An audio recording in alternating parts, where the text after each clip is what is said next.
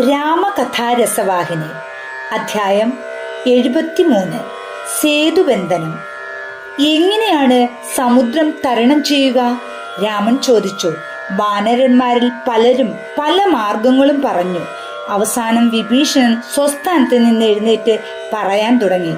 പ്രഭു, അവിടുത്തെ പൂർവ്വപിതാക്കന്മാരായ സാഗരനോടും അദ്ദേഹത്തിന്റെ പുത്രന്മാരോടും സ്വന്തം ഉത്ഭവത്തിന് സമുദ്രം കടപ്പെട്ടിരിക്കുന്നു. അവിടുത്തെ വംശത്തിന്റെ കുലഗുരുവാണ് അദ്ദേഹം. സാഗരം കടക്കണമെന്ന് അവിടുന്ന് തീരുമാനിച്ചാൽ മതി. വാനരന്മാർക്ക് വളരെ എളുപ്പം അത് കടക്കാൻ കഴിയും. ഇതിനിടയിൽ രാവണനാൽ അയക്കപ്പെട്ട് അവിടെ എത്തിയ ഒരു ചാരൻ വിഭീഷണന്റെ ദൃഷ്ടിയിൽപ്പെട്ടു. വാനരന്മാർ അവനെ പിടിച്ചുകെട്ടി തങ്ങളുടെ രാജാവായ സുഗ്രീവന് മുന്നിൽ ഹാജരാക്കി. അവന്റെ അവയവങ്ങൾ വെട്ടിക്കളയാൻ സുഗ്രീവൻ ആജ്ഞാപിച്ചു. ആ കൽപ്പന നടപ്പിൽ വരുത്താൻ വാനരന്മാർ ഒരുങ്ങിയപ്പോഴേക്കോ അവൻ ഉച്ചത്തിൽ മുറവിളി കിട്ടി. അല്ലയോ വാനരന്മാരെ, ഞാൻ രാമനെ പിടിച്ചു അപേക്ഷിക്കുന്നു, എൻ്റെ മൂക്കും കാതുകളും ഛേദിക്കരുതേ. അവന്റെ ദയനീയമായ വിലാപം ലക്ഷ്മണൻ കേട്ടു.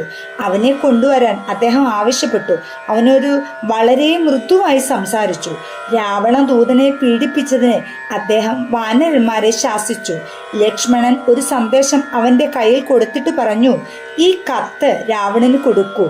ഞാൻ ഇപ്പോൾ പറയുന്നത് അദ്ദേഹത്തോട് അതേ രൂപത്തിൽ പറയുകയും ചെയ്യൂ. സ്വന്തം വംശത്തിന്റെ ഭാവി നശിപ്പിക്കരുതേ. ഈ ദിവസമെങ്കിലും നിന്റെ ഹൃദയമൊന്ന് മാറ്റൂ. രാമപാദങ്ങളിൽ വീഴൂ. രാമൻ നിനക്ക് മാപ്പ് തരും. നിന്റെ സ്വാർത്ഥതയ്ക്കായി രാക്ഷസ വംശത്തെ സമൂലം നശിപ്പിക്കരുത്. ആസന്നമായ മരണത്തെ മാറ്റി നിർത്താൻ മറ്റൊരു മാർഗവുമില്ലെന്ന് മനസ്സിലാക്കൂ.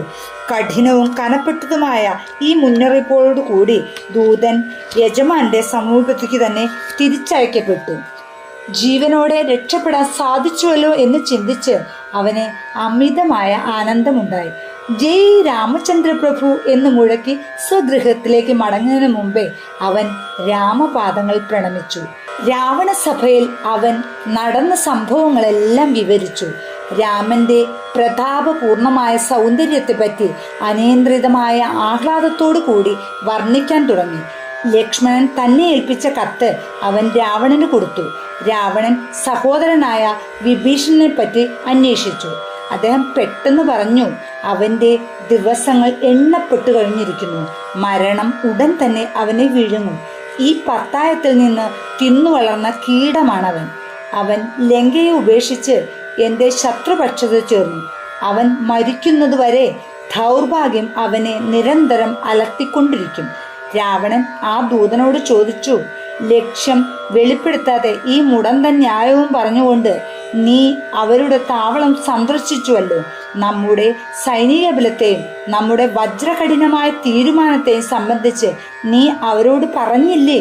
അവരുടെ വിത്ത സാമഗ്രികളെ പറ്റിയും എന്നോട് പറയുക. ദൂതനായ ശുകൻ കൈകൂപ്പിക്കൊണ്ട് സിംഹാസനത്തിന് മുമ്പിൽ നിന്ന് ഇപ്രകാരം പറഞ്ഞു, പ്രഭു, അങ്ങ് എൻ്റെ നേരെ അല്പം കരുണ കാണിക്കുക. ഞാൻ പറയുന്നത് ശാന്തമായ ക്ഷമയോടും കേൾക്കണമെന്ന് അപേക്ഷിക്കുന്നു. രാമനുമായി അങ്ങയുടെ സഹോദരൻ മൈത്രി ഉറപ്പിച്ച ആ നിമിഷം തന്നെ അദ്ദേഹം രാമനാൽ ലങ്കാ ചക്രവർത്തിയായി അഭിഷിക്തനായിരിക്കുന്നു. അങ്ങയുടെ ദൂതൻ എന്ന നിലയിൽ ഞാൻ അവരുടെ പാളയത്തിൽ എത്തിയ ഉടനെ വാനരന്മാർ എന്നെ പിടിച്ച് പല രീതിയിലും പീഡിപ്പിച്ചു. ഞാൻ രാമനാമത്തിൽ സത്യം ചെയ്ത് എന്നെ രക്ഷിക്കണമെന്ന് അദ്ദേഹത്തോട് അപേക്ഷിക്കുകയും ചെയ്തു. അതുകൊണ്ട് അവർ മൂക്കും കാതും യഥാസ്ഥാനം തന്നെ നിർത്തിക്കൊണ്ട് അംഗച്ഛേദം ചെയ്യാതെ എന്നെ പോകാൻ അനുവദിച്ചു. എനിക്കൊരു1000 നാവുണ്ടായാൽ പോലും ആ വാനരസേനകളുടെ പരാക്രമത്തെ പറ്റി വർണ്ണിക്കാൻ കഴിയുകയില്ല. എന്തൊരു വീരപരാക്രമശാലികളായ യോദ്ധാക്കളുടെ നക്ഷത്രമാലയാണ് അവർ. എല്ലാ വർണ്ണങ്ങളിലും, എല്ലാ പ്രായത്തിലും, എല്ലാ വകുപ്പുകളിലും, എല്ലാ വലുപ്പത്തിലും ശക്തിയിലും പെട്ട വാനന്മാരുണ്ട്. അവരെ കാണുമ്പോഴേ പേടിച്ച് വിറച്ചു പോകും. അവരെ പറ്റി ചിന്തിക്കുന്നതും പറയുന്നതും തന്നെ ഭീകരമായൊരു അനുഭവമാണ്. അങ്ങയുടെ പുത്രനെ കൊല്ലുകയും ഈ നഗരം ആകപ്പാടെ ചുട്ടു ചാമ്പലാക്കുകയും ചെയ്ത ആ ഒരൊറ്റ മർക്കടന്റെ പരാക്രമത്തെ പറ്റി സങ്കല്പിച്ചു നോക്കൂ. അവർ അജയനായ രാമന്റെ പരാക്രമത്തിന്റെ പ്രതിബിംബങ്ങളും പ്രതിധ്വനികളും ആയതിൻ്റെ ഫലമായിട്ടാണ് ഇതെല്ലാം നടക്കുന്നത്. വാനരന്മാരിൽ ഏറ്റവും ചെറിയ ഒരു ചെക്കൻ പോലും രാമനാമം കൊണ്ട് ഭീകരനായ ഒരു സത്വമായി മാറുന്നു.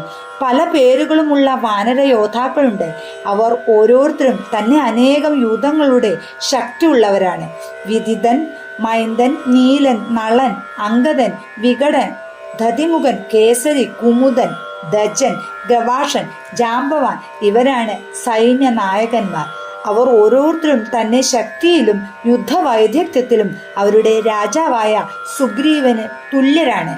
ഇതേ തുല്യബലമുള്ള ലക്ഷക്കണക്കിലുള്ള വാനരന്മാർ അവരിലുണ്ട്. ഗണനാതീതമാണ് അവരുടെ എണ്ണം. അവരുടെ ഉഗ്രരോക്ഷത്തിനും രൗദ്രതയ്ക്കും വെറും വൈക്കോൽ കൂമ്പാരങ്ങളെ പോലെ ആകാശത്തെയും ഭൂമിയെയും പാതാളത്തെയും നശിപ്പിക്കാൻ കഴിയും. സ്വാമി, അവരുടെ എണ്ണം 18 പത്മമാണെന്ന് കേട്ടു. ഓരോ പത്മത്തിലും ഓരോ വീരനായ സൈന്യനായകനുണ്ട്.